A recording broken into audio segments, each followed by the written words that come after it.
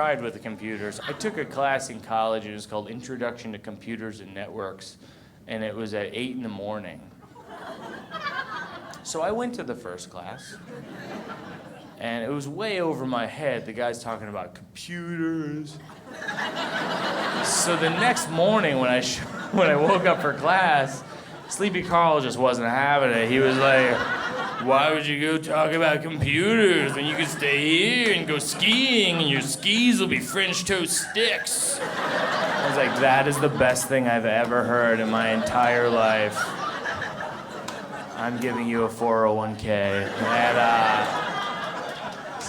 And so I never went to class until the class before the final to find out what would be on the final. And I showed up a few minutes early and I sat down and the guy next to me leaned over and he goes, you think we'll get back the final?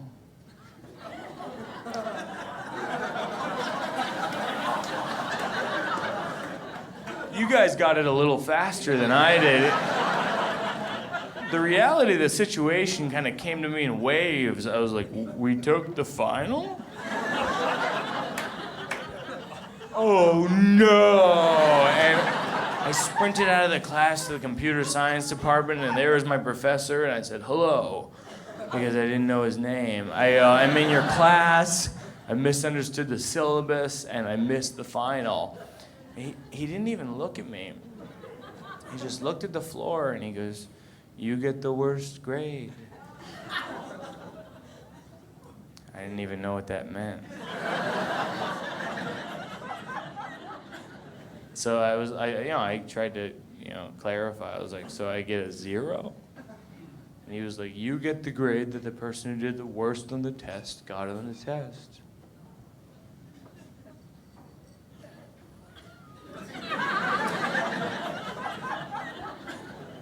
And I thought, that's great news.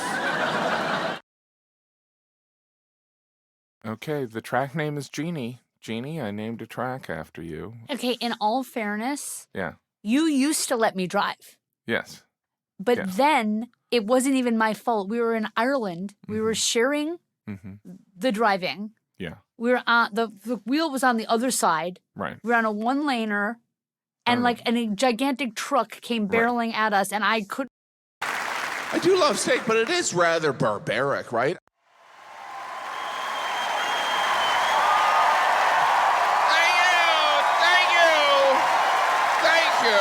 Oh, thank you. Lower your expectations. Thank you. Wow. Wow. All right, well, this has been great fun, you guys. I'm glad you guys came. I really appreciate people coming out when I come here. It's really nice when I do a show and people come on purpose. Please put your hands together for Mr. Mike Birbiglia, everybody.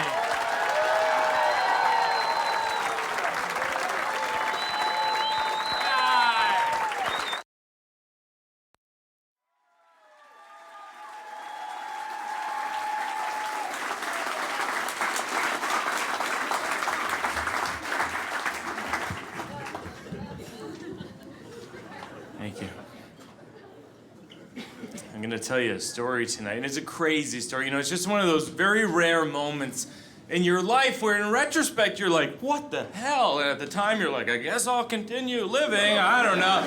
It's like if you went to the dentist and he asked you to take your pants off, and you're just like, I don't know,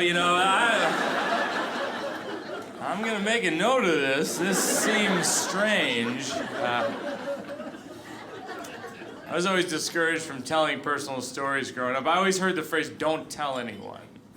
But not about creepy things. I don't want to lead you down the wrong path. My dad wasn't the dentist or whatever. It would be sort of about insignificant things, like I wouldn't make the soccer team. My father would be like, don't tell anyone. I was like, they're gonna know. When they show up to the games and I'm not on the team and I'm crying.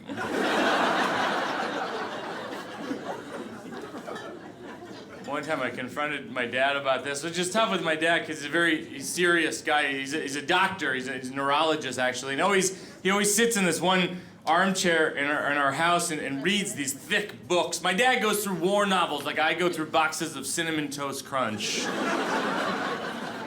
Quickly and aggressively, passionately, and he's just the kind of guy who knows stuff, which is intimidating for someone like me who knows nothing. Because my fear when speaking with someone who knows stuff is that it'll reveal and accentuate that I know nothing. And obviously, I don't know nothing. No one knows nothing. It's just the levels of things we know are very different. My dad knows about the hemispheres of the brain.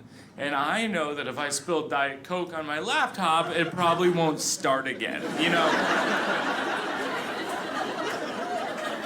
And that's why my dad was so disappointed that I became a comedian. He worked his whole life to send me to college so I would learn stuff. And I didn't. And I got a job making fun of him in front of strangers. So that whole plan kind of backfired.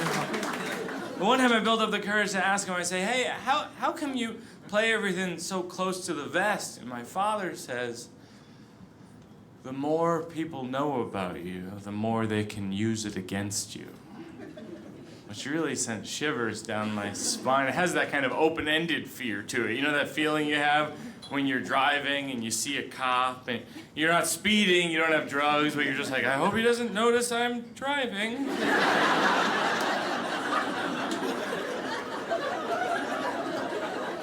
10 and 2, sitting upright,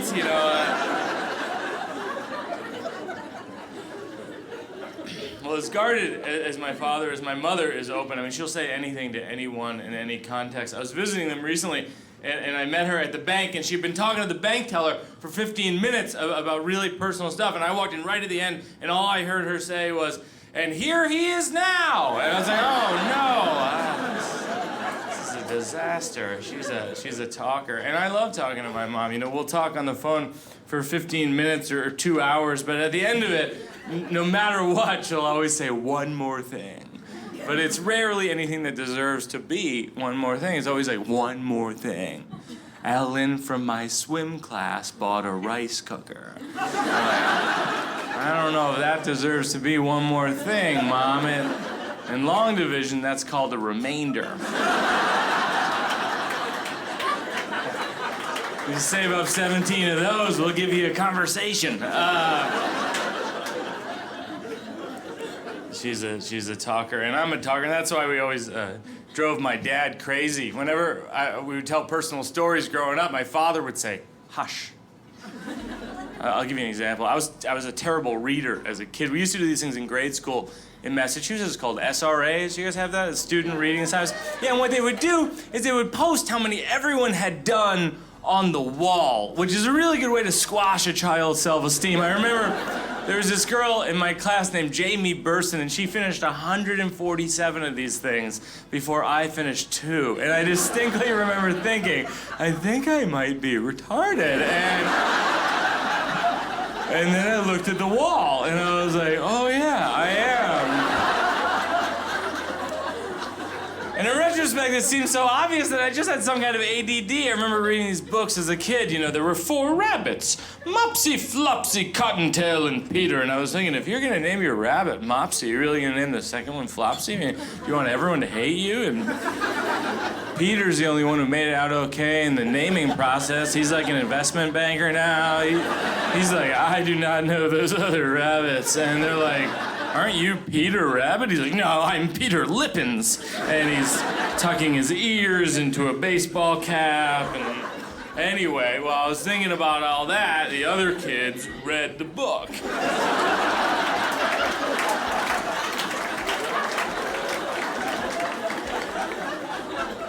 So I had some kind of issue. And I remember one night I said to my dad at the dinner table, I said, I think I might be retarded. And my father said, hush. Which is one way to address a problem. That's what he always said whenever we told uncomfortable stories, and so I developed this habit of telling uncomfortable stories. So here goes. Discover your favorite original series, movies, and more on HBO Max. Catch the biggest blockbuster movies like DC's Black Adam, starring Dwayne Johnson, streaming now. I kneel before no one. Stream groundbreaking HBO originals like the upcoming series The Last of Us, based on the critically acclaimed video game, streaming January 15th. You have no idea what loss is. And watch Max originals like the latest season of The Sex Lives of College Girls. Discover the stories that move you, all in one place. HBO Max. Learn more at hbomax.com. Whether it's Kroger's Simple Truth Turkey, or mac and cheese with Murray's English Cheddar, or pie made with fresh Cosmic Crisp apples, there are many dishes we look forward to sharing during the holidays. And Kroger has all the fresh ingredients you need to turn today's holidays into tomorrow's memories. Kroger, fresh for everyone. Choose from a great selection of digital coupons and use them up to 5 times in one transaction. Check our app for details. Kroger, fresh for everyone. Sometimes symptoms are not as obvious as blood in your pee. It's 5 years ago, and I'm in Walla Walla, Washington, which is a place, and I'm staying at a hotel called La Quinta Inn. Some people correct me when I say that. They go, no, it's La Quinta. And I'm like, that's not fair. You can't force me to speak Spanish. I didn't press 2 or whatever.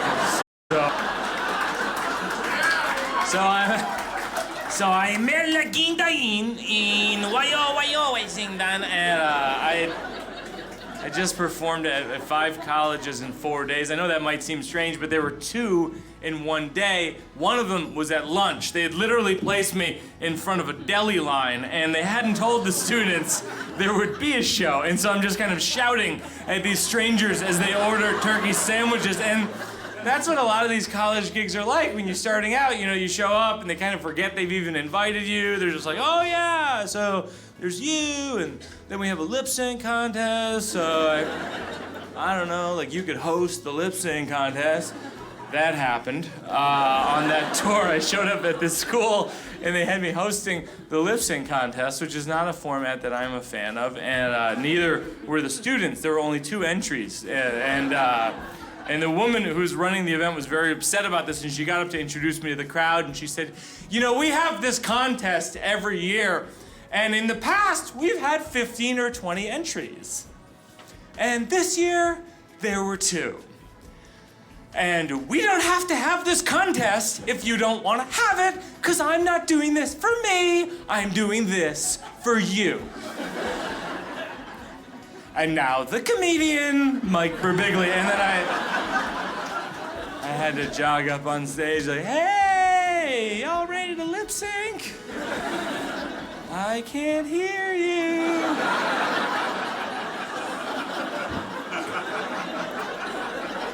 That was my lip sync joke. That wasn't even the worst show in that tour. One of the shows, I showed up and they had me performing in the center of a walkathon for lupus. And the guy who booked me looked me in the eye and he goes, I know it's not ideal.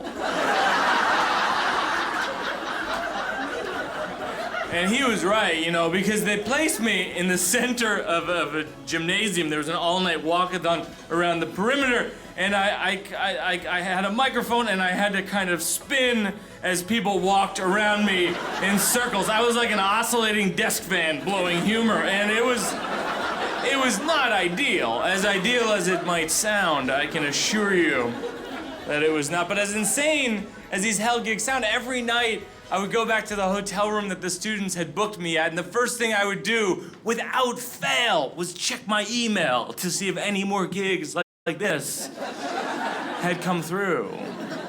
Because when you're self-employed, you know, sometimes it's desperate and your email becomes like a slot machine. You're like, what am I doing next week? Nothing. Refresh. That's how I found myself lying in bed at La Quinta Inn in Washington. It's 1 a.m. and I'm completely overtired. That week in 4 days, I had driven 670 miles. I'd flown in to Portland, Oregon, rented a car, and driven up to Seattle, across the state to Kennewick, and then Walla Walla. The night before, I'd driven through the night, through the mountains to get to the Delhi show that day, and then a few more hours to the show that night. And so it's 1 a.m. and I'm completely exhausted, but I'm not going to sleep because I'm an insomniac. And so I'm actually on my laptop in my bed, I'm eating a pizza, and I'm watching the news, and I'm on my phone all at the same time. And I fall asleep, and I have a dream that there's a guided missile headed towards my room. And there are all these military personnel in the room with me. And I jump out of bed, and I say, "What's the plan?" The only difference between this dream and any other is that I literally leapt out of my bed, because a few years before that, I started walking in my sleep. This wasn't the first time. I remember I was living with my girlfriend at the time, and I started having this recurring dream that there was a hovering insect-like jackal in our bedroom, which is the scariest animal one's brain can conjure, in my opinion, is a jackal that defies gravity. You know, it looked like kind of a bloated tick, with fur and ferocious teeth and teeny arms, which are the scariest kind because they're unpredictable. And it was such a terrifying image that every night I would jump on our bed and strike a karate pose. I had never taken karate, but I had the books from Book Fair when I was a kid. And I would say, "Abby!" That was my girlfriend. "There's a jackal in the room!"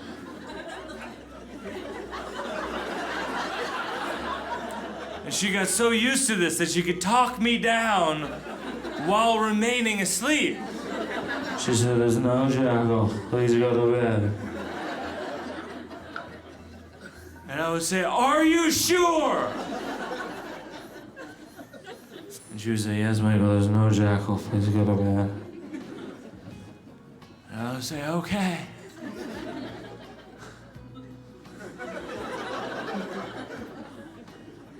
And I would go to bed knowing there was a jackal.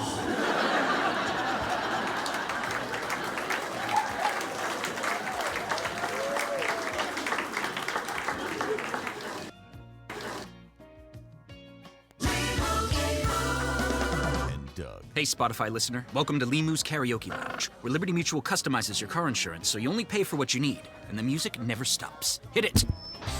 There's an emu with a full-time job. His partner's Doug, but Limu's the heartthrob. Grubs and worms, that's what Limu eats. Gotta fuel up to save you money and hit the streets. Only pay for what you need at libertymutual.com. Liberty, liberty, liberty, liberty. This holiday, whether you're making a Kroger Simple Truth turkey for 40 or a Murray's Baked Brie for 2, Kroger has fast, fresh delivery and free pickup, so you can make holiday meals that bring you all together to create memories that last. Kroger, fresh for everyone. Free pickup on orders of $35 or more. Restrictions may apply. Choose from a great selection of digital coupons and use them up to 5 times in one transaction. Check our app for details. Kroger, fresh for everyone.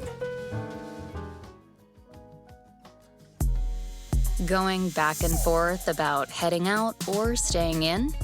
With Spotify Premium, you can download and take your music offline for whichever path you choose. Just download and pull up your playlists to keep the tunes flowing from one adventure to the next. Don't miss 3 free months of Premium. Tap the banner to learn more.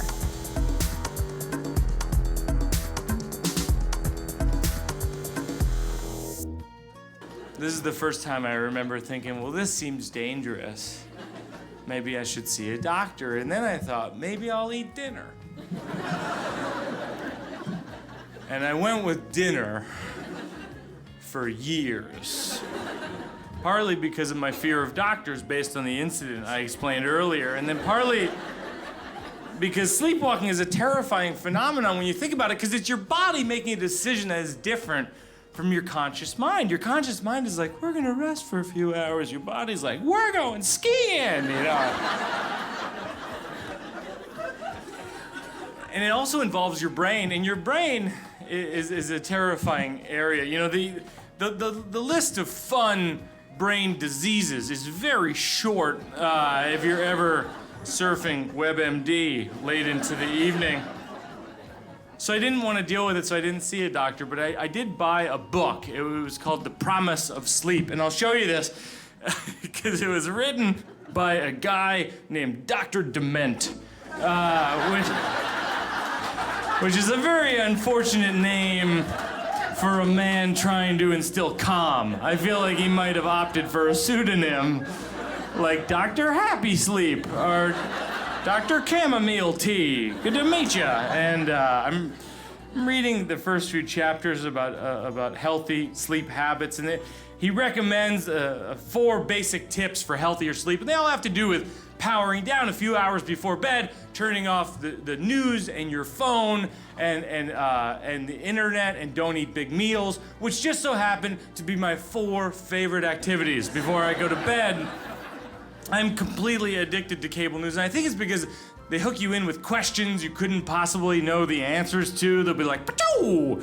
Do you know what's in your soup?" And I'm like, "Oh my God, I guess I don't know what's in my soup. I gotta stick around." I thought maybe broth, but I wasn't 100%. What is this, a commercial for Toyota? All right, I'll watch this just as long as you tell me what's in my soup. And then they'll be like, "Pachoo! It's broth." I'm like, I knew it was broth, but it wasn't 100%. I'm glad I stuck it out. And they'll be like, "Pachoo! Do you know what's in your broth?" I'm like, I can't believe this. How long do I have to watch before they tell me all the answers? But they don't, because they know if you knew all the answers, then you just change the channel. It'd be like, "Pachoo! Do you know what your knee bone is connected to?" I'd be like, "Bam! Thigh bone! I'm watching Gossip Girl." Oh yeah! I've defeated the news! When I'm not watching the news, I'm often on the internet, which is sad, because the internet is an infinite well of nothing. And when you're there, you're convinced that it's something. It's like getting drunk. You're like, I want to go over here, and then over there, and then over here. And after 4 hours, you're like, I have no idea what just happened. I gotta clear my history.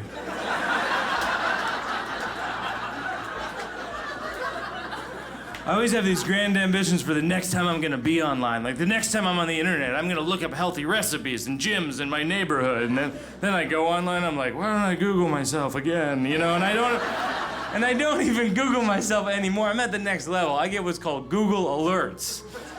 That means they email you when you've been mentioned on a blog or a website. Last year I did a show and someone wrote on their blog that they enjoyed the show, but that I personally was pudgy and awkward.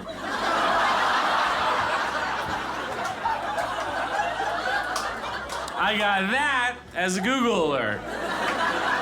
It was like, "Pachoo, you're awkward." I was like, thanks for the heads up, Google.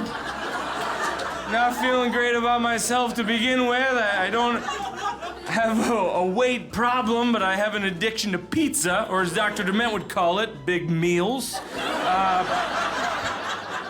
My favorite time to eat pizza is actually the moment before I fall asleep.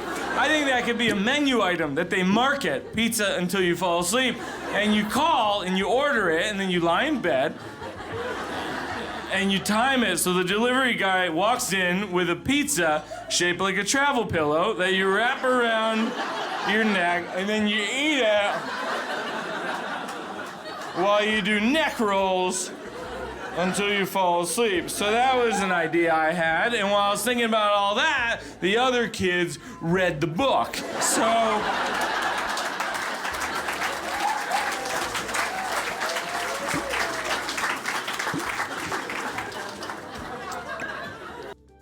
this is the first time I remember sleepwalking. I always had dreams about wild animals when I was a kid. When I was a kid, I had this recurring dream for years that there was a bear walking in the front door of my house, literally opening the front door, which is the scariest part when you think about it. A bear with opposable thumbs. Because if a bear can open a door, sky's the limit. I don't have a plan for that one. My plan was the door.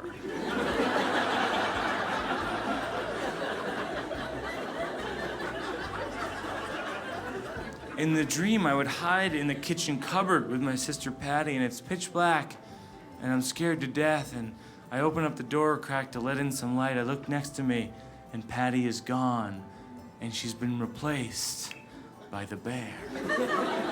He doesn't kill me, but he gives me kind of a coy, Jack Nicholson-y look. Like, will I kill you? And that's when I wake up. I had that dream for years, and then eventually I attempted to face this lifelong fear. Patty and I went to Alaska. We went to this place called Katmai National Park, which is one of these places that has so many bears that when you arrive, they take you to what's called bear orientation. And they teach you, and it seems counterintuitive, but if you ever see a bear walking towards you, you're actually supposed to clap and make the bear aware of your presence. Like, I'm right here, bear. I'm right here. I'm Mike, and you're a bear, and we're okay with each other. And when they told me this, I was like, oh, I'm gonna be murdered by a bear, because that seems like basting yourself in barbecue sauce, you know? It's like, I'm right here, bear, I'm right here, and I taste fantastic. I've applied condiments so that I'll be less bland. Patty and I went fly fishing. I don't know if you've ever tried this, but it's much more difficult than it looks, and a river runs through it. We're waist deep in water. We're in the rubber pants, and there are salmon jumping out of the water in front of us, literally jumping, which is what I would do if I were a fish. That seems like a great field trip. You know, you're in the boring water all day, and all of a sudden you're like, whoa! I want to stay here and grow legs and become a human, which is what happened over time. Sorry, homeschoolers.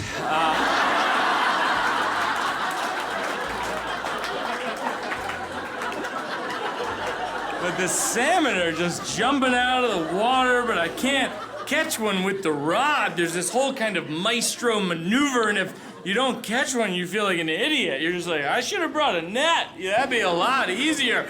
You just be like, aha! Just snag them with the net. 1, 2, it's a lot easier. And the fishing guide we're with feels bad for me, so he catches one himself, places the rod in my hands, and goes, you got one!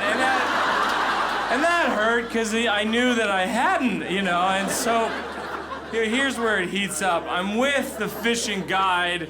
My sister Patty's about 75 yards behind us, and I hear her say, Mike? And it was the voice of someone who was about to be mauled. It had a very distinct pitch, It was like, Mike? Like right here, she thought there might be a bear. Right here, that's a bear.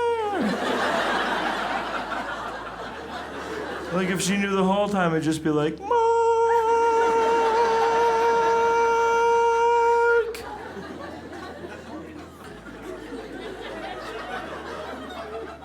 And I turn around, there's an 8-foot brown bear walking towards her in the water. It was very surreal because he wasn't running, He wasn't like, I will murder you! Ah!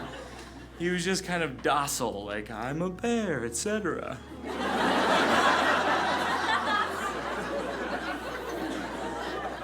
Well, here it was, my greatest fear my entire life, and I was proud of myself because I built up the courage to say, Guide, do something! And that guide snapped into action. He sprinted over in the water right at the bear, and he goes, yeah, yeah, yeah!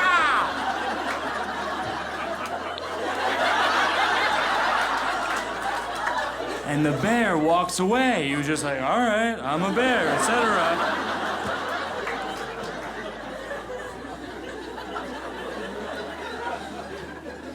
And I was very relieved that my sister didn't get mauled. But in retrospect, I was a little angry at the guide. I was like, you didn't tell me about the plan. You just told me to go, I'm right here, bear, I'm right here. And my name is Mike. It's like he gave me the bad parachute, you know? Like everybody's chute goes off, and then I have the multicolored gym class parachute. I'm like, this doesn't do anything! Except build team skills!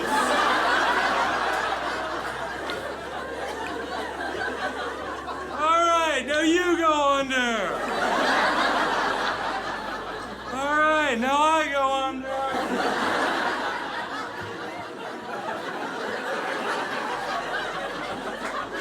All right, now you go.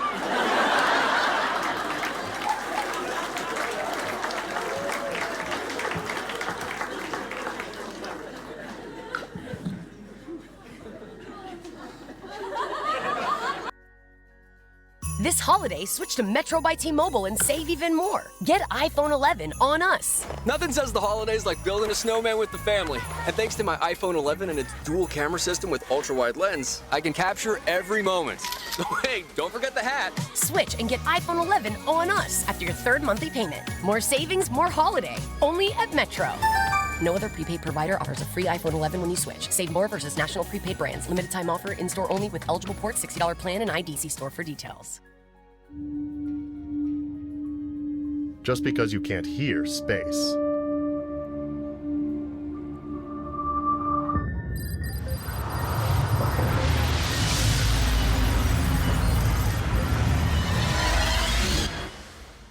Doesn't mean it's silent. The United States Space Force not only protects our assets in space, but also the stability of our everyday lives. See what else we protect at spaceforce.com. You're constantly evolving, just like your one-of-a-kind playlists. With Spotify Premium, it's easier than ever to play what you love and expand your library offline. Just download your favorite tunes and take off on your next adventure. Don't miss 3 free months of Premium. Tap the banner to learn more.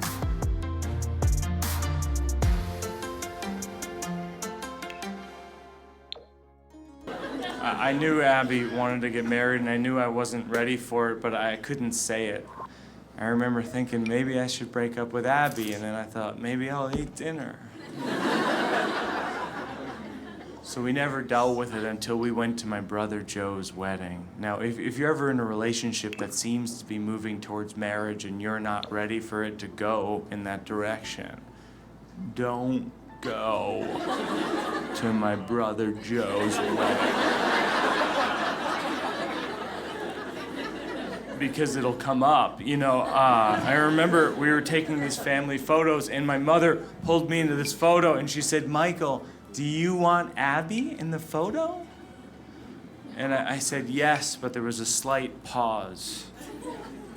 And there's a reason there was a pause. That week I had just gotten back from my first month on the road as a comedian. I'd driven Abby's mint green Taurus across the country. I'd performed at the seediest comedy clubs, stayed at the worst hotels, much worse than La Quinta Inn, and I loved it. It was exactly what I wanted to do. And one night I'm backstage at this club, and this waitress comes back, and she said, "You know, I just got back from my other job, which is at Hooters, which is crazy because one of my boobs is bigger than the other. Isn't that crazy?" And I was like, "Yeah." And she said, "Do you want to see them?" Now, what I should have said was that's probably not a great idea. What I did say was, yeah. Now, whenever something this out of the ordinary has occurred in my life, there's a part of my brain that's convinced this is a setup of some kind, you know, like she'll pull out her boobs and be like, "What do you think, math jockey?" You know, is one of the boobs greater than the other?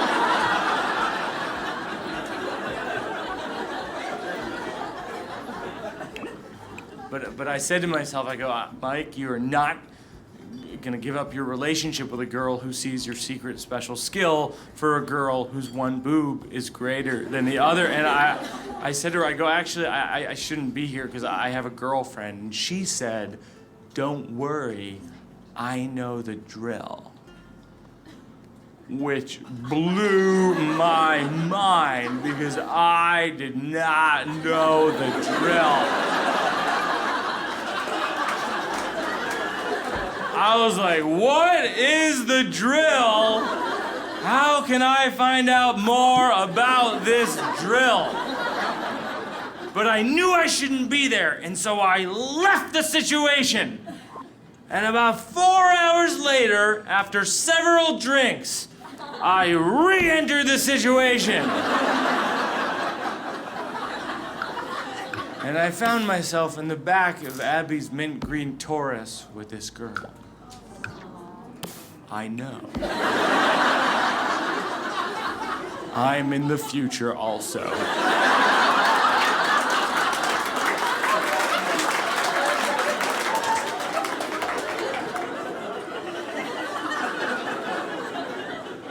And the next day I drove home and I felt like I couldn't breathe. You know, I felt guilt and shame, but I also felt like this kind of thing might happen again. And I knew I shouldn't be getting married. And we're at my brother Joe's wedding and my mother says, "Do you want Abby in the photo?" And I said, "Yes," but there was a pause. And later that night when we got home, Abby said, "Why was there that pause?" And I go, "Oh, you know me, I pause, I'm a pauser." And she said, "If we're not gonna get married," I go, "Of course we're gonna get married." And she said, "When?" Now what I should have said was, "Can we talk about this next summer?" What I did say was, "Next summer." And she called everyone we knew and told them we were getting married. And that's how I got engaged.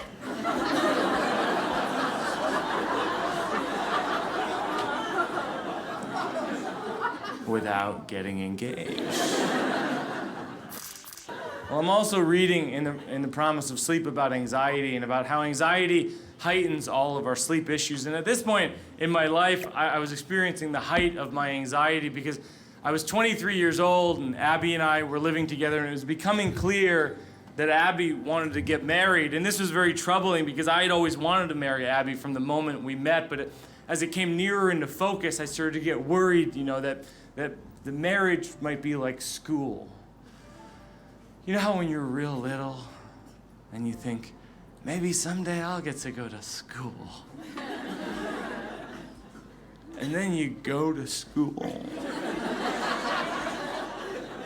And that first week, you're like, how much longer do I have to go to school? And they're like, 17 more years. And you're like, oh no. I never should have gone to school.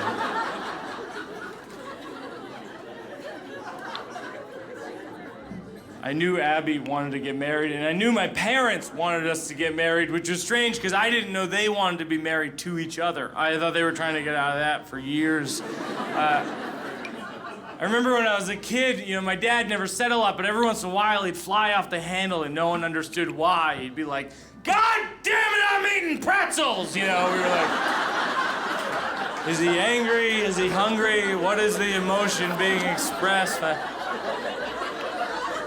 My whole life, he was searching for the portable phone. He'd be like, "Where's the goddamn portable phone?" And my mother's role in the household was to find the portable phone. And when I was 15, they invented that pager button that locates the phone, and I thought they'd get divorced. And on the divorce papers, under reason, he would just write, "I found the phone."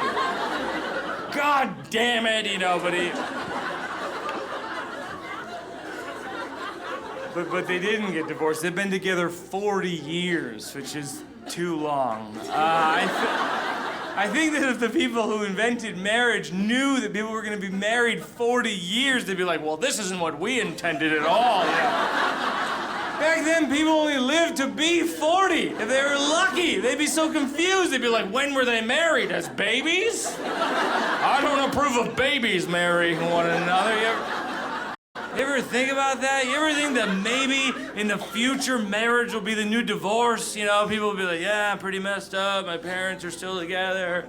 And, you'll be like, wow, that sounds really hard. Is it a first marriage? And they'll be like, yeah, I always have this fear in relationships. I'm gonna love someone and then eventually hate them.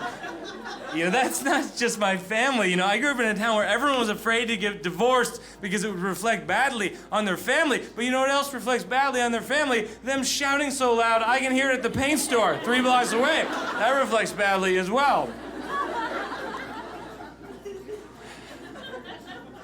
I knew that my parents wanted us to get married. I knew that my mother wanted us to get married because she offered a prize to whichever of my siblings got married first. And at one point, she set my sister Gina up on a date. And when Gina came home, my mother said, how'd it go?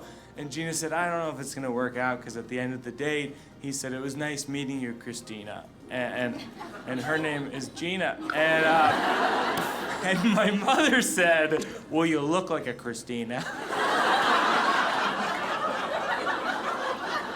Which means she took his side. She was willing to rename her daughter so that Gina Christina would marry some random dude who kinda knew her name. I knew my father wanted us to get married, not because he said it, he'd never be that explicit, but every once in a while he'd say something cryptic like, well, you gotta zig or zag.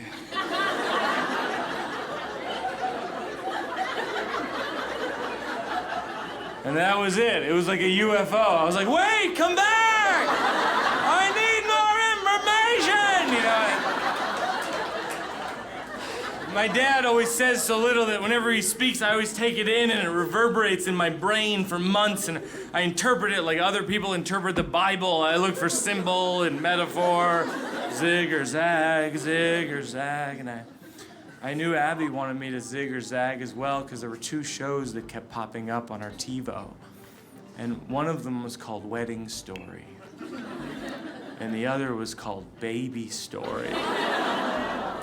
And these are reality/fantasy shows about weddings and babies. And they're not the most exciting depiction of weddings. It's always these 2 people whose name have some kind of alliteration, like Tommy and Tammy. And they'll be like, Tommy, what's your favorite thing about Tammy? And Tommy will be like, I always thought Tammy was beautiful on the outside, and then I got to know her and saw that she was also beautiful on the inside.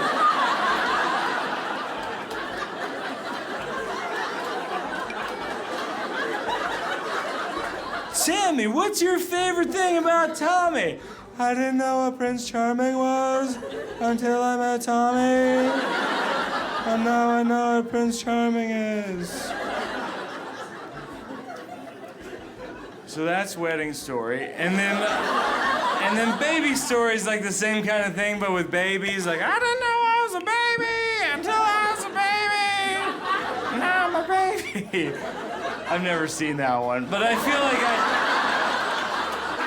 like I get the gist.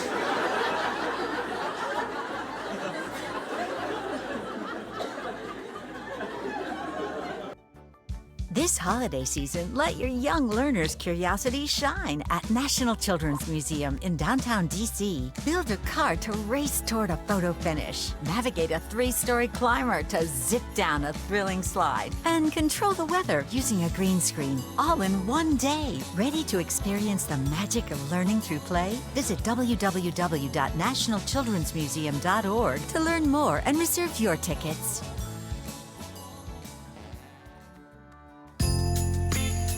Hey, how you doing? No, really.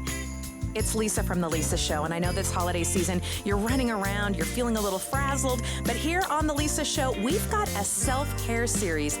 I've brought in a bunch of other moms to let you know that you're not alone. Let us bring you a moment just to catch your breath, just in case you're feeling a little bit like a Grinch. All you have to do is listen to our self-care series. We'll take care of the rest. Tap on the banner to listen now. Are you navigating the rocky waves of childhood cancer? Are you supporting another parent who is experiencing an unthinkable diagnosis? The Lighthouse Podcast is here for you. Tune in for conversations between Lighthouse Family Retreat and parents, siblings, counselors, and experts who have experience with childhood cancer. Let us encourage and equip you to navigate these unique challenges. Tap now to listen and subscribe today. When I was 19, I had a malignant tumor in my bladder, but it's funny, stay with me, because I'm a hypochondriac. And I think the funniest thing that can happen to a hypochondriac is that you get cancer, because it confirms every fear you've ever had in your entire life. You're like, see, I told you. Remember last week when I was overtired and I thought I had rickets? I was probably right about that, too. There's gonna be a lot of changes around here.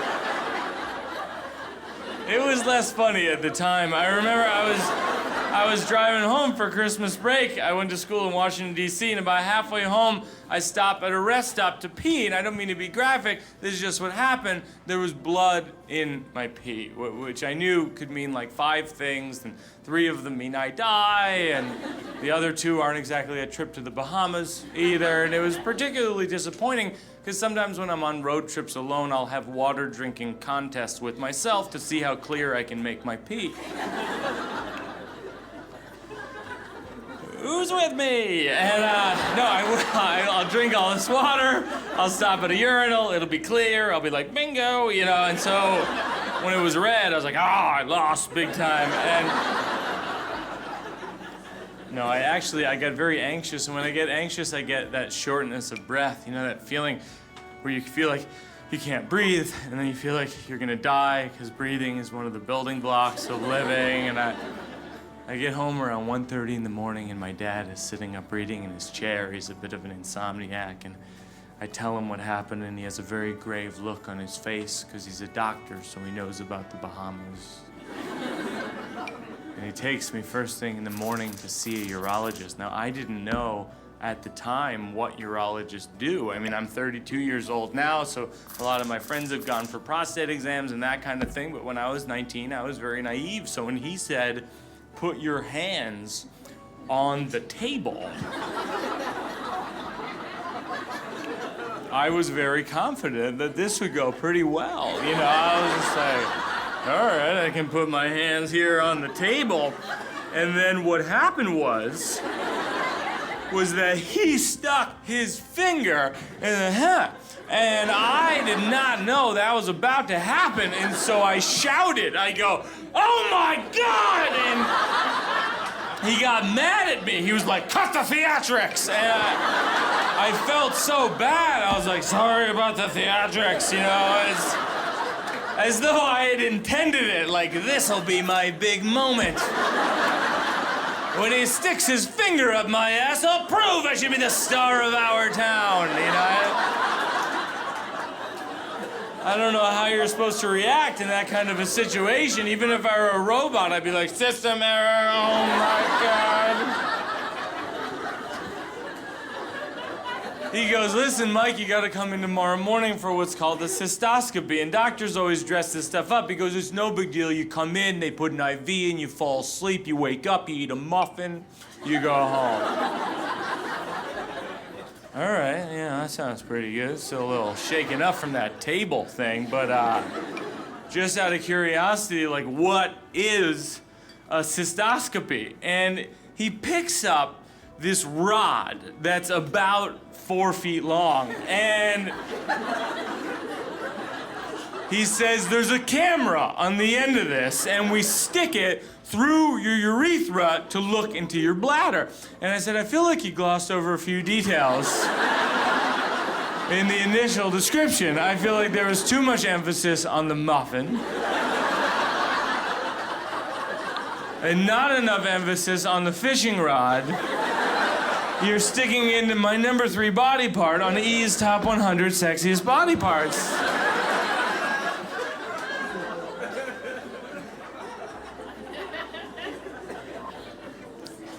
Next morning, I wake up and I feel like I can't breathe again. I go into the hospital and they put the IV in. They couldn't find a vein for a while, which is always fun, you know, just some stranger poking you with a needle and you have to take it like, okay. Okay. Eventually, she found a vein. Apparently, I have one. And then I fell asleep. And then while I'm under, they found something with the scope. So they decide they're going to keep me under and put me under further so that they can take it out. So they put me under the street equivalent of horse tranks. That's what the nurse told me later. And so I wake up in the recovery room and I'm sky high with my mom, which is not the first time in my life that I've been high with my mom. But it was the first time she knew.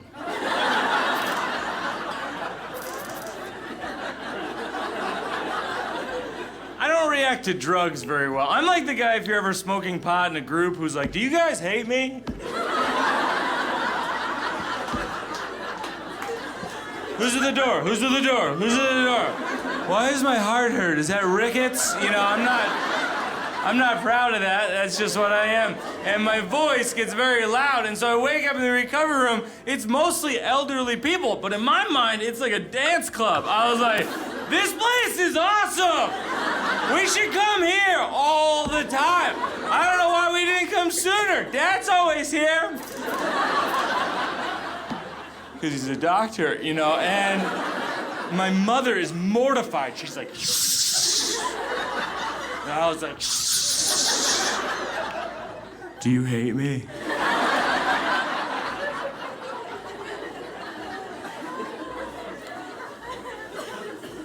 A few hours later, she's driving me home and she has to explain what's happened. And she said, the doctors found something in your bladder, and talk about highs and lows. I was literally the highest I'd ever been, and then I was told I might die, which is like being handed a pizza and then being shot.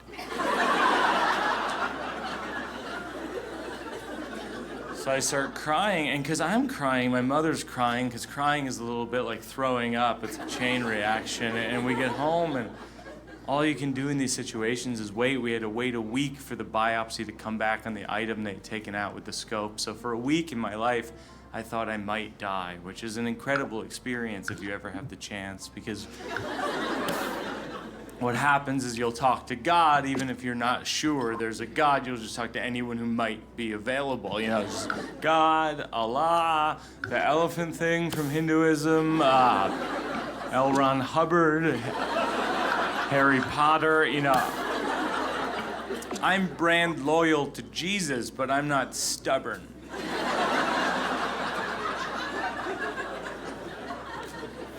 But when you think you're gonna die, you try anything. You start going to church a few times a week. You're like, load up the station wagon. We're going to pray for me again. And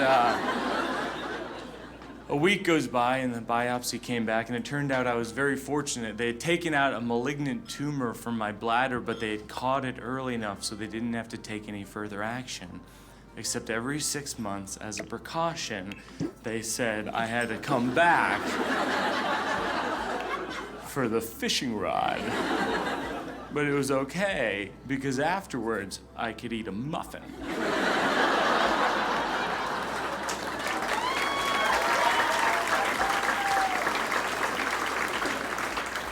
Well, why do dry January when you could do sweaty January?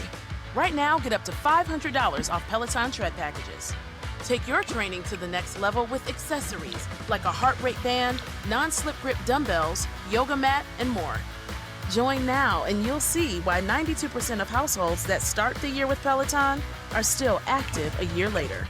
All access membership separate. Offer ends January 8th, 2023. Excludes Tread Basics package. See additional terms at onepeloton.com. Most footwear brands use cheaper synthetic materials, but when it comes to quality, Mother Nature knows best. Allbirds took that idea and ran with their iconic wool runners. Wool runners are made with premium supernatural materials that are comfy and durable, so you can run to the ends of the earth or just to the store. Plus, they're machine washable. This year, take a big step forward for Mother Nature with Allbirds Wool Runner. Discover your perfect pair today at allbirds.com. That's ALLBIRDS.com. In the mood for a deeper listen? Audiobooks are now on Spotify and ready for you to dive right in. One word at a time. Discover more than 300,000 titles to help you breeze through chores, keep you company on the go, or provide some motivation for your day. To start exploring titles, tap the banner to learn more.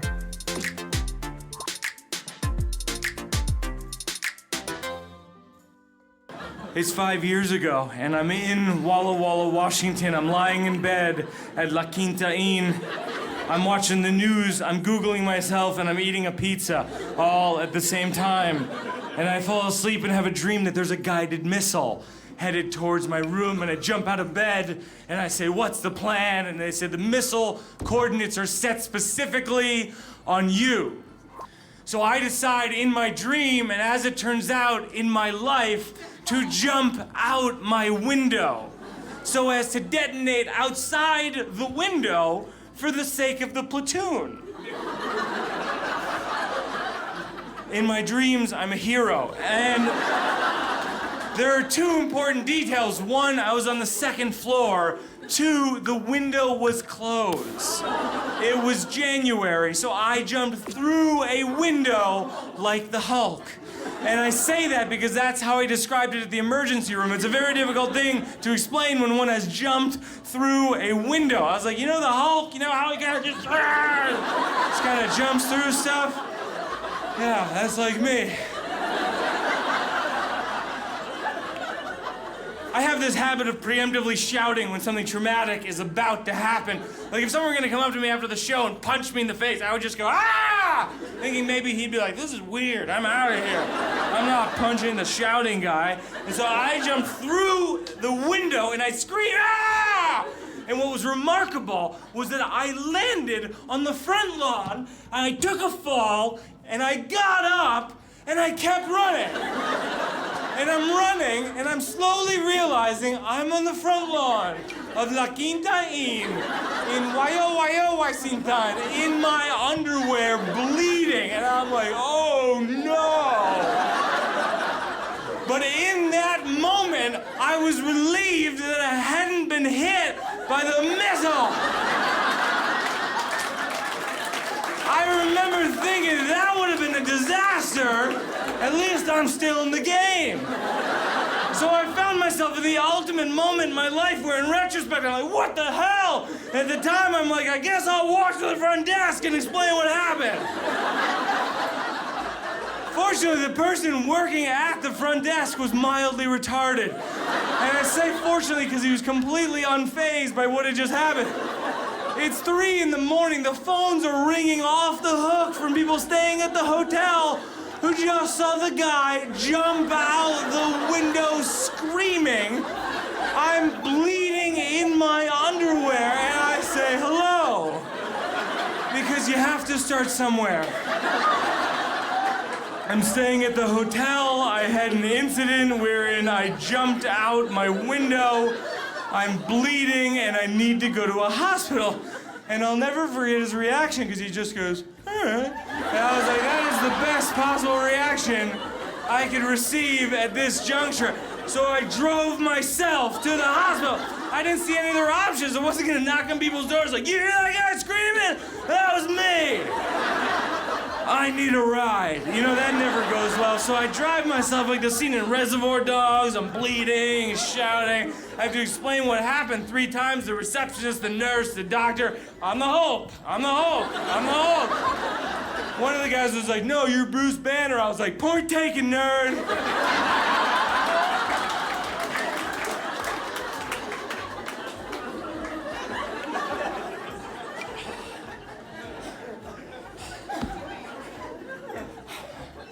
I'm lying in the hospital bed, and they've cut open my clothes, and I can see that there's glass coming out of my legs. And it was the most pain I had ever felt, because it was the physical pain of glass coming out of my legs and the emotional pain of there's glass coming out of my legs. How did I get to a point where there's glass coming out of my legs? And I'm shivering. It's January, and I kept asking for these warm blankets because I feared if I moved too much, the glass could go deeper into my legs. I remember to say to the nurse, I feel rude asking, but if the doctor could come by, that would be amazing. I don't know what else you guys got going on, but I'm willing to put this head to head with whatever you got. And eventually the doctor came and he started taking these pieces of glass out of my legs, and he points out that he's right near my femoral artery, and if I had hit that, I could have bled to death. He said, you know, you should be dead. And I said, no, you should. I zinged him because I'm a comedian.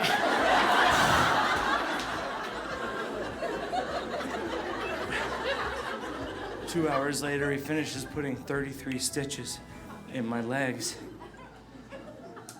And I flew back to New York, and I did what I should have done in the first place when I saw the Jackal, when I was in the Dustbuster Olympics, and when I threw a chest of drawers in front of Brad Pitt.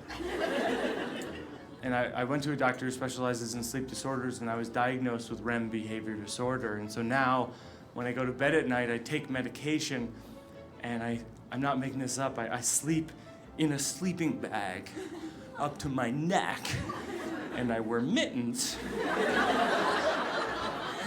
so I can't open the sleeping bag.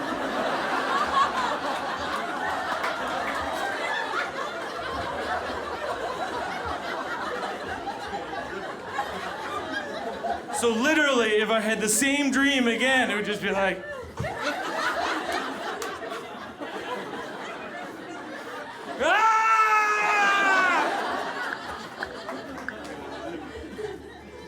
back to sleep.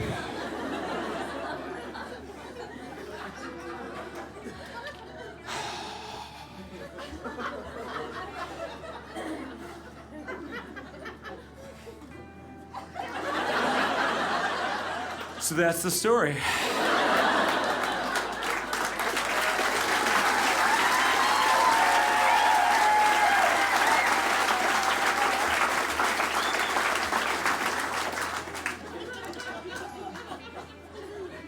But there's one more thing. About 4 months after this incident happens, I go back out on the road, and the only difference is that my agent would call ahead, and he would say, Mike has to stay on the first floor. Inevitably, they'd ask why, and he'd cover for me. He'd be like, 'cause that's what Mike Birbiglia wants! And I would show up to these places, and the people who would just hate me just a little bit before we met, because I was this person who had these insane requests that didn't make any sense, you know? And so I started to feel the slightest distance between me and everyone that I met, you know, just the slightest distance. And one night I was booked at a college in Boston, and I drove 4.5 hours from New York to Boston, and I check into my hotel before the show, and they have me on the 17th floor. And it set me off, you know, and I'm seething with anger, and I can't control it, and I drive to the show, and I do the show, I come off stage, I'm still angry, and I'm backstage, and one of the students who had booked me comes back, and he said, that was great, you know, a bunch of us were gonna take you out to dinner, and I was like, no. And he looks confused, and I go, I have to drive 2 hours to my parents' house to sleep because you didn't book me on the first floor. And he looks confused, and I said, I had one goddamn request. I had one thing that I asked for, and you messed up. And I storm out, and I'm driving home, and it hits me that I just had my first goddamn it, I'm eating pretzels moment.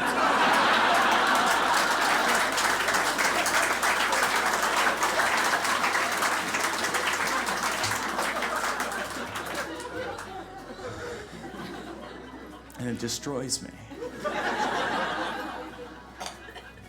And I walk into my parents' house. It's around 1:30 a.m. and my dad is sitting up reading in his chair. And I unload on him what had just happened, and he listens to me.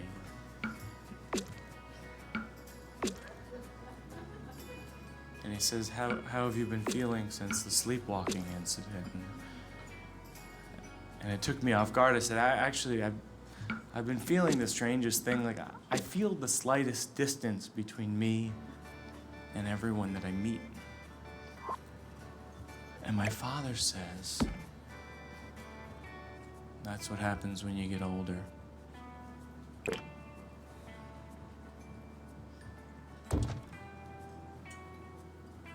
And I get him.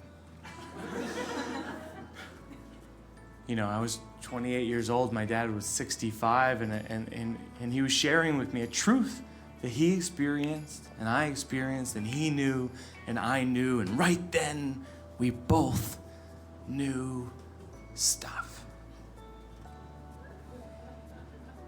So I started telling him all these stories. You know, I started telling him the whole sleepwalking story I just told you, and that leads to other stories. I ended up telling him all these things that I never thought that I'd be able to tell my dad, a lot of the stories that I told you tonight. And at the end of it, he gets up and he walks over to me and he puts his hand on my leg and he says, you know, you're gonna have to deal with this. You're gonna have to see a doctor regularly and get a neurological workup and take time off from the road and learn to relax, and you're gonna have to deal with this because it's not gonna deal with itself. And he gets up and he walks into his bedroom to go to sleep, and when he's about to close the door to the bedroom, he stares back at me for a while.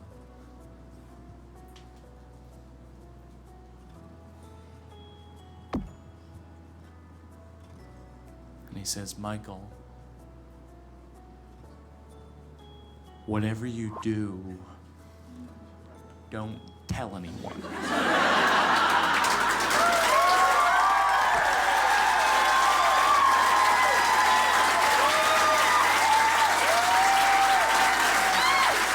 Thank you guys so much. Thank you guys, I really appreciate it.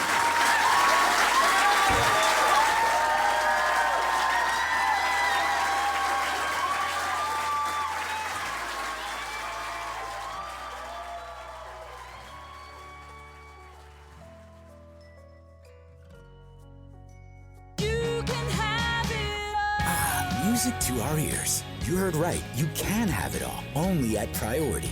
And we're not just talking about new cars. With Hampton Roads' largest used car selection and priorities for life, there's no better value than buying a used car from Priority. Our used cars come with oil changes for life, and many come with a lifetime powertrain warranty. Sounds too good to be true? Click to start shopping for your next used car and see how you can have it all, only at Priority. Winter is more fun and magical than ever at the Children's Museum of Virginia in Portsmouth. With 2 full floors of hands-on learning and discovery, it's a place where kids can beat the winter blues and explore everything from model trains, bubbles, and rocket ships to the universe beyond. Plus, a big list of special holiday happenings worth checking twice. It's a whole museum just for kids. Learn more and get your tickets today. Visit childrensmuseumvirginia.com.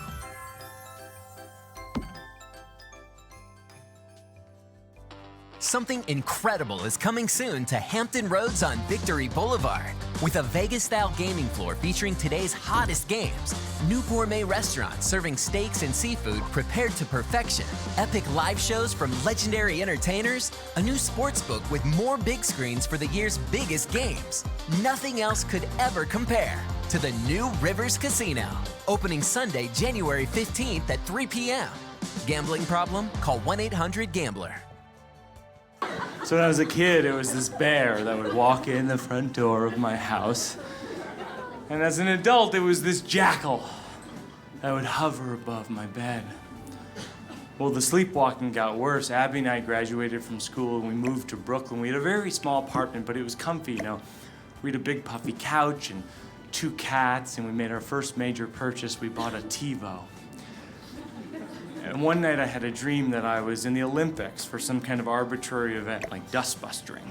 And they told me that I got 3rd place. And I stood up on the 3rd place podium, and I'm feeling pretty good about myself. I'm new to the sport, you know. Even in my dreams, I don't win, per se. In my wildest dreams, I place. And they say, actually, we reconsidered and we decided that you got 2nd place. And I move over to the 2nd place podium and it starts wobbling. And it's wobbling and wobbling. And I wake up and I'm falling off the top of our 5-foot bookcase in our living room. And I land on the floor hard on top of our TiVo. I know. and it breaks into pieces. And it was like one of these stories you hear where people black out drinking and they wake up in Idaho, they don't know where they are, they're just like, oh no!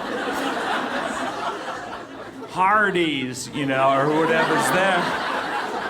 But it was in my own living room, just like, oh no!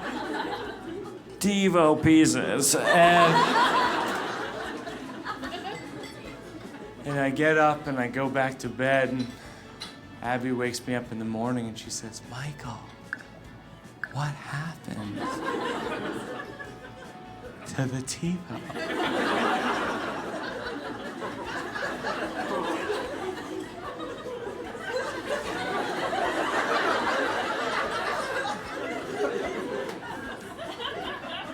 And I say, I got second place.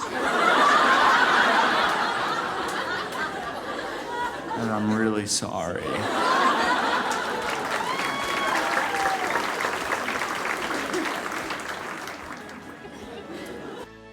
So Abby and I started planning our wedding, and this goes on for months and months of very specific things, locations and dresses and flowers.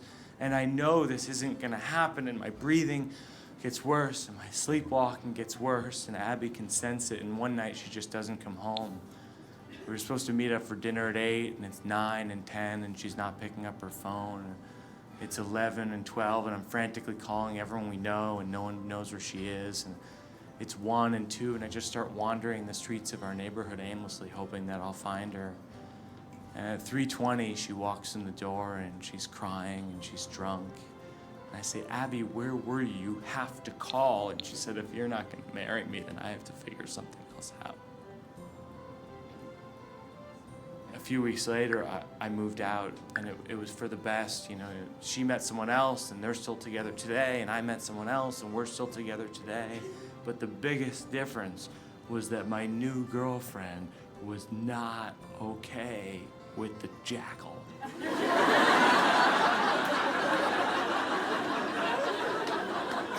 I was like, there's a jackal in the room! She said, there's no jackal, and you have to see a doctor!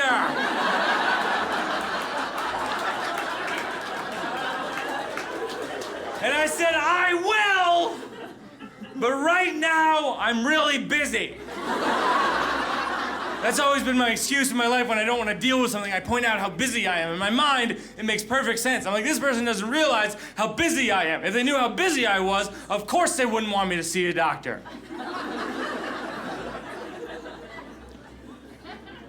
One night we fall asleep watching the movie Fight Club. You can see where this is going. If you haven't seen the film, there's a scene where Edward Norton's hand is held down by Brad Pitt, and Brad Pitt is gonna pour acid on his hand, and I had a dream that that was my hand. And I pulled it out of the way, and I sprinted out of our bedroom, and I sprinted out of our apartment. I even threw a chest of drawers in my wake, like in an action film, because I knew Brad Pitt is very cunning. And I sprinted down the hall, and I hit the elevator button. My girlfriend runs out, and she goes, Michael, you're dreaming! And I was like, Brad Pitt!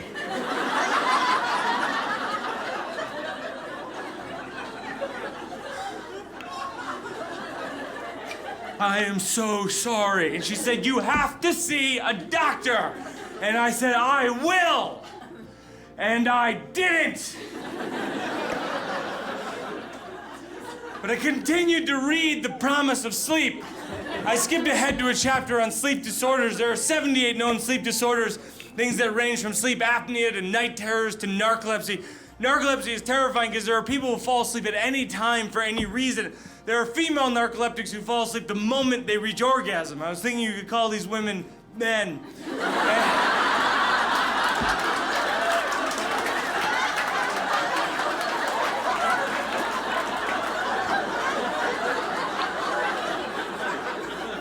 And I find a disorder called REM behavior disorder, where people have a dopamine deficiency. That's the chemical that's released from your brain into your body when you fall asleep that paralyzes your body so that you don't do what's in your brain.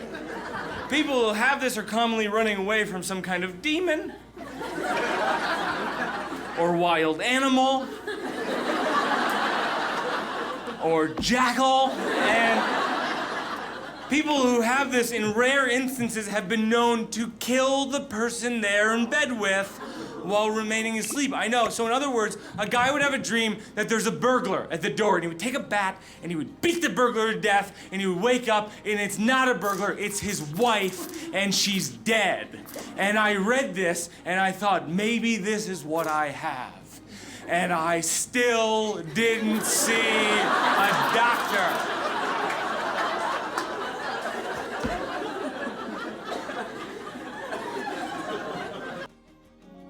Research shows listeners prefer a personalized experience. So to help you remember, Liberty Mutual customizes your home insurance. We personalized this ad for Amber, who really misses boy bands from the 90s. Hey girl, I'm the cute one, here to tell you how Liberty Mutual customizes your home insurance so you only pay for what you need. I'm the heartthrob. The only thing I love more than you is Savy. And I'm the other boy in the band everyone forgot about. Only pay for what you need at libertymutual.com. Liberty, liberty, liberty, liberty.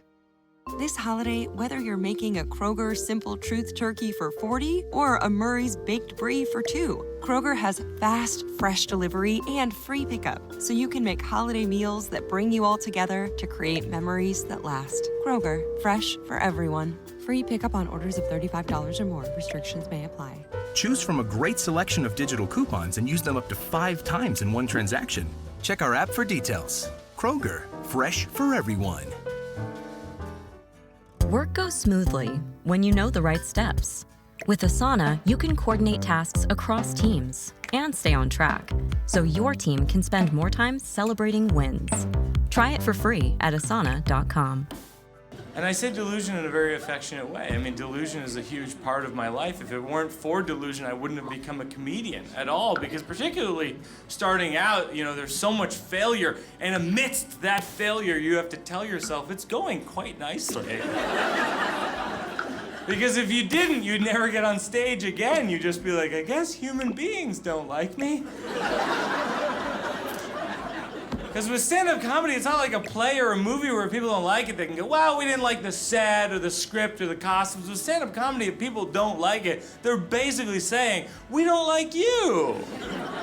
You know, your personality. That's a hard reality to face. Even my first paid gig was completely based on this one lie. I was asked to perform 30 minutes of comedy at a place called Fat Tuesdays in Virginia. And what I should have said was I only have about 11 minutes of comedy. And what I did say was, yeah. And so I drive Abby's mint green Taurus out to Fat Tuesdays in Virginia, and I'm backstage, which is the sidewalk of a strip mall, and I'm scared to death because I don't know what's gonna happen after the 11 minutes elapses. And I even say to the headliner, I go, hey, like, what happens if I run out of material? And he goes, just make fun of people. And I was like, I don't know if that's such a good idea. Whenever I make fun of people, they punch me. I later found out that's an entire genre of comedy. You know, these guys, they walk on stage and they're like, nice shirt, faggot, you know, and people are like, it's so true, you know. His shirt does suck. This guy's a genius. I'm from Jersey. You know, it's a popular regional genre, but it's certainly not my forte. And so I'm scared to death, and I don't know what's gonna happen. And they open the door and they go, Mike, you're on. And I turn around and I throw up on the sidewalk because my body couldn't think of another plan. It was just like, what do we do? Let's get rid of some food, you know. And then I walk on stage and I do 4 minutes of comedy, because when you're bombing, it pares down, and I thanked the audience and apologized. I was like, thank you, sorry, and I walked off, and I drove home to Abby, and she said, how'd it go? And I said, it was amazing. Because in my mind, it had been. And if it hadn't, I never would have gotten on stage again. So Abby and I were living together, and this was a secret. It was her idea. She was like, we should live together. And what I should have said was, my parents are pretty conservative, and they probably wouldn't go for that. And what I did say was, yeah, you know. And so when my parents would visit, we would put all of her stuff in this one small room, and then we would close the door to that room, and then we hung a tapestry in front of the door as though that room didn't exist. It was the closest my life had come to a plotline of Scooby-Doo, and it worked. I mean, that's what's so strange. That plan worked. But lying to my parents in that way caused me so much anxiety, and that was when I started to see the jackal.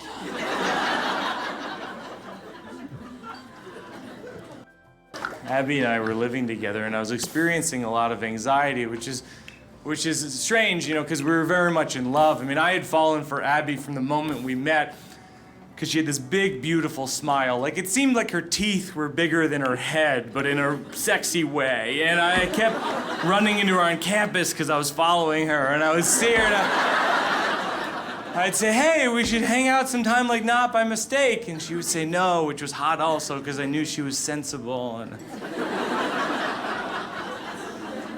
eventually, I wore her down. I tricked her. That's how you get the best ones. She had said no so many times, I threw an off-speed pitch. I said, hey, we should go to church sometime. I hadn't been to church since the tumor, but it had worked, you know. And I said, that way, if the date doesn't go well, maybe we'll get something out of the homily. My sense of humor hadn't yet matured, but neither had hers, and so it worked. And so we went to church on our first date. I remember this very well because it was raining, and I'd remembered to bring an umbrella, so I was able to walk her home in the rain, and she held onto my arm, and it was the happiest I'd ever been. I got back to the computer lab in my dorm, and I wrote an email to my brother Joe. I said, I just went out with the girl I'm gonna marry. Abby had to convince me to have sex for the first time. It was like a reversal of the abusive boyfriend from those 80s high school movies where the girl is like, Devin, I can. Devin's like, but you can.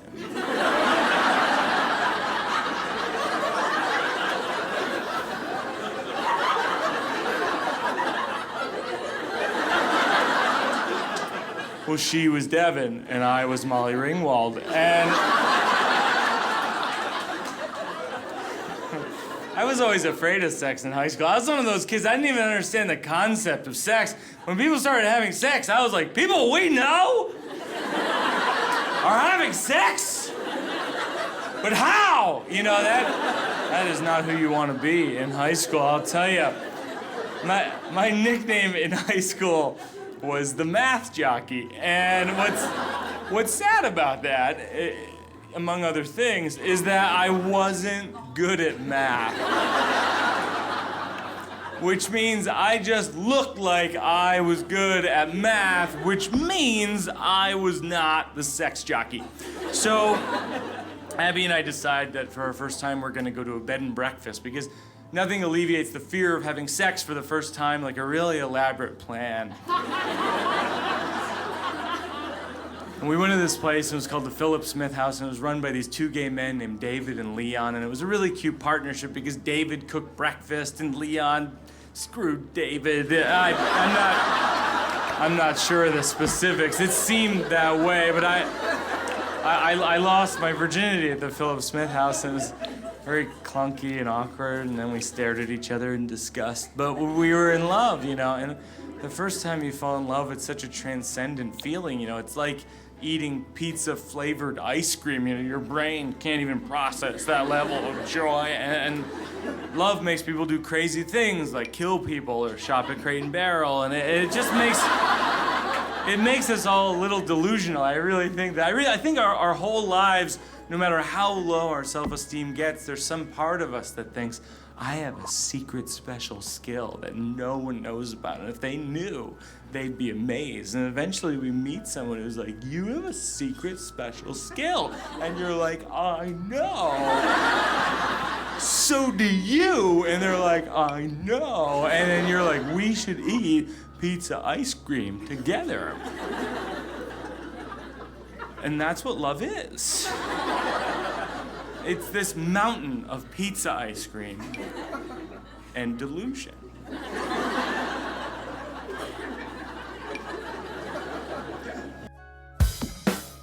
Would you bet a few $1,000s that you could sink an 8-foot putt? What about 10 grand that you could win a drag race against a Camaro with 1,000 horsepower? If you bet $2 million, could you bet it all on one football game? Maybe you wish you could, but you probably wouldn't.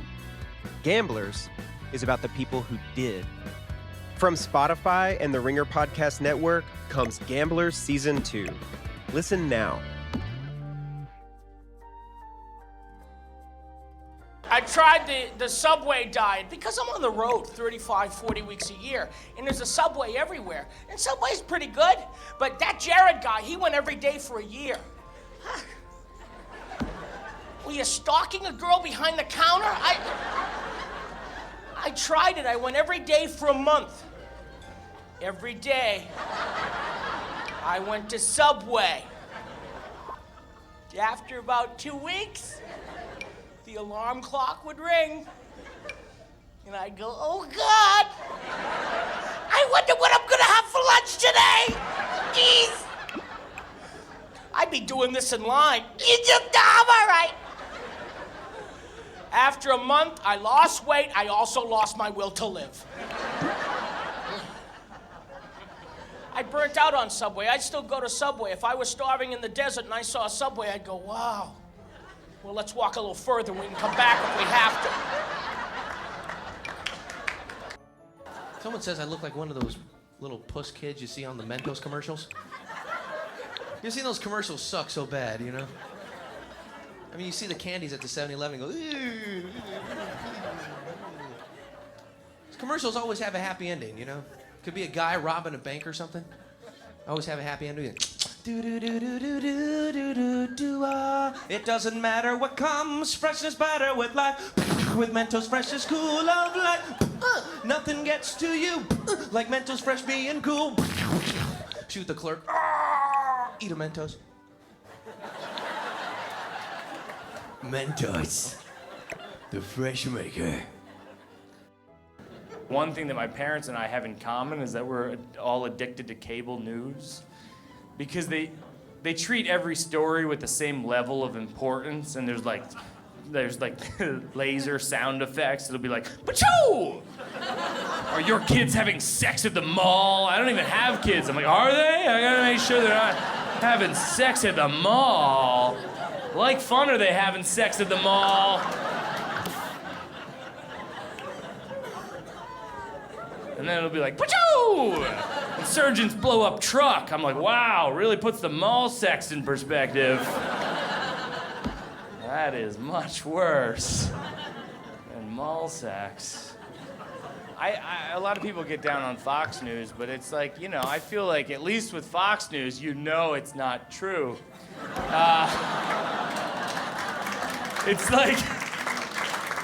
It's like watching a murder mystery. You're like, so if that didn't happen and that didn't happen, then what did happen?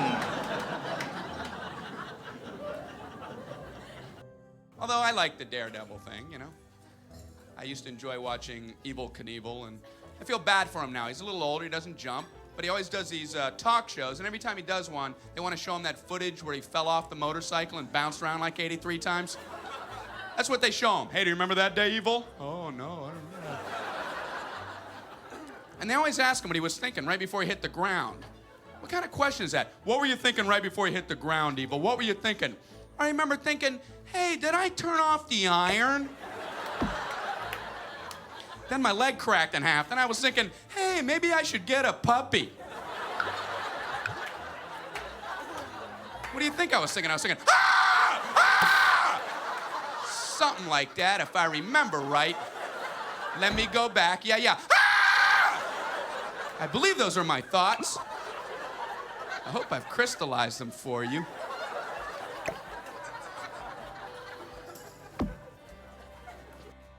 There's a commercial on late night TV for this thing you attach to a garden hose. It says, you can water your hard-to-reach plants with this product. Who the fuck would make their plants hard to reach? That seems so very mean. I know you need water, but I'm gonna make you hard to reach. I will throw water at you. Hopefully they'll invent a product before you shrivel and die. Think like a cactus. Says you can have this product for 4 easy payments of $19.95. I would like to have a product that was available for 3 easy payments and 1 fucking complicated payment. We can tell you which payment it is, but one of these payments is gonna be a bitch. The mailman will get shot to death, the envelope will not seal, and the stamp will be in the wrong denomination. Good luck, fucker.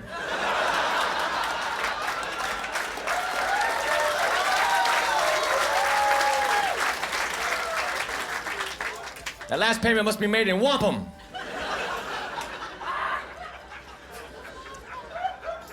My fake plants died because I did not pretend to water them.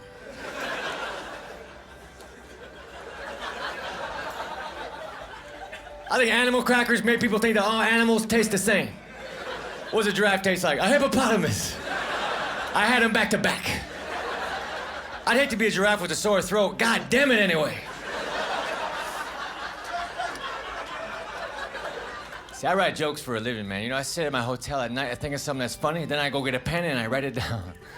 Or if the pen's too far away, I have to convince myself that what I thought of ain't funny.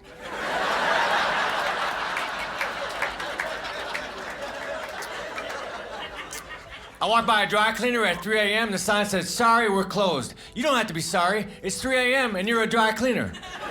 It would be ridiculous for me to expect you to be open. I'm not gonna walk in at 10 a.m. and say, "Hey, I walked by at 3, you guys were closed. Somebody owes me an apology." This jacket would be halfway done.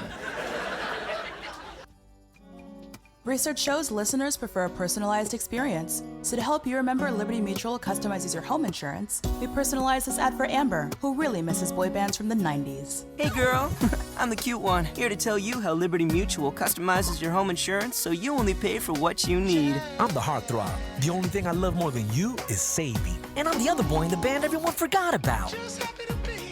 Only pay for what you need at libertymutual.com. Liberty, liberty, liberty, liberty. You're constantly evolving, just like your one-of-a-kind playlists. With Spotify Premium, it's easier than ever to play what you love and expand your library offline. Just download your favorite tunes and take off on your next adventure. Don't miss 3 free months of Premium. Tap the banner to learn more.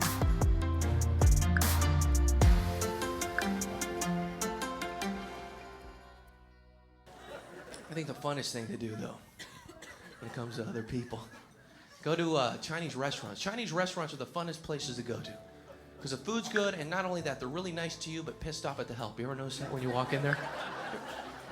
Every Chinese restaurant, they want to get your respect real bad, so they chew out. You walk in there, it's like, "Oh, welcome to